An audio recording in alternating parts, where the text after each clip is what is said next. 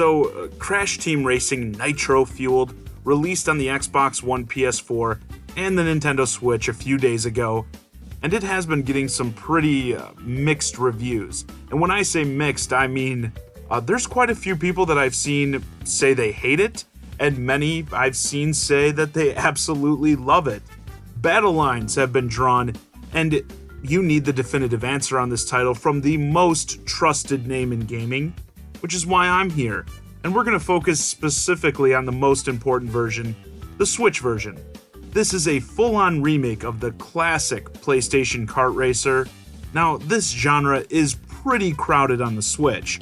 Obviously, we have the king, Mario Kart 8 Deluxe, but also plenty of other smaller titles like a Team Sonic Racing that just came out, what was it, like a few weeks ago? And I really like that game quite a bit.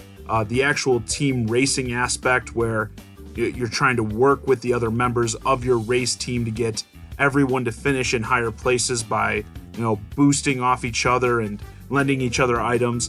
Thought it was really unique.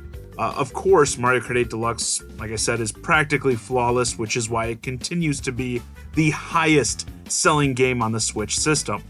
There's some tough competition, to say the least. If you want to do a kart racer on the Switch, you better make it good. And Crash Team Racing, I think, has done a fantastic job. Visually, I was really impressed with just how awesome this game looks and runs on the Switch. Oftentimes with these multi-platform releases, we see the Switch version take a major hit in that visuals department, especially when you need to maintain a higher frame rate. Resolution may suffer a bit.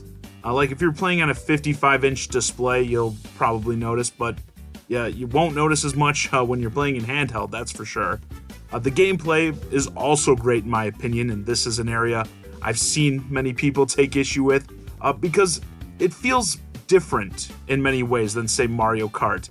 I wouldn't say better or worse necessarily, just different. The drifting, I think, will take Mario Kart players some getting used to, as rather than, trying to maintain the drift for a long period, it's more so about timing button presses while drifting to get the big boosts. Courses are really creative and laid out in a way that makes it feel great to drift through, as well as many ramps to hit for an additional boost. If there is something I'd complain about with the gameplay, it's the lack of controller options. I really wish there was a way to link those drift buttons, especially since you need two, to the triggers rather than L and R. Other than that, really enjoyed the gameplay. There's also plenty of characters to play as well with customization options with costumes for the characters, different carts, etc., all that good stuff. Not to mention, a huge positive for those looking for single-player content, the game has an adventure mode. If you didn't play the original game, you may remember a similar deal in Diddy Kong Racing, another classic racing title. You venture around this open world and gather collectibles from different races to unlock challenges, more races, even boss battles, where you'll go head-to-head with racers who have enhanced abilities like Ripperoo here, who just drops TNT crates all over the track. And these races aren't going to be a breeze either. I'm playing the game on normal mode and have had to play several of the races a couple times before I got first place. I like that it forces you to really learn the tracks and how to drift through them to earn those wins, just like in the original. This is another area I've seen some people not so happy about the difficulty. If you're having trouble on normal, just play it on easy, I'd say. I get that a lot of you epic gamers don't want to feel like noobs playing on the lower difficulty, but just don't tell anyone, I guess. In hard mode, I've been hearing from people that the hard mode is just brutal. Like, you have to be a pro to complete the adventure on that difficulty. Yeah, just so many things to gush about here.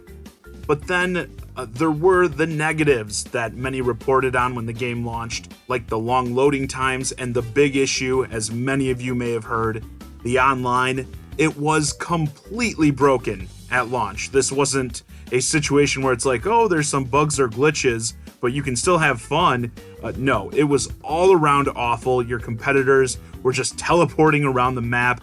Items were just spawning out of nowhere, it seemed. Don't worry, because half the time they didn't even work.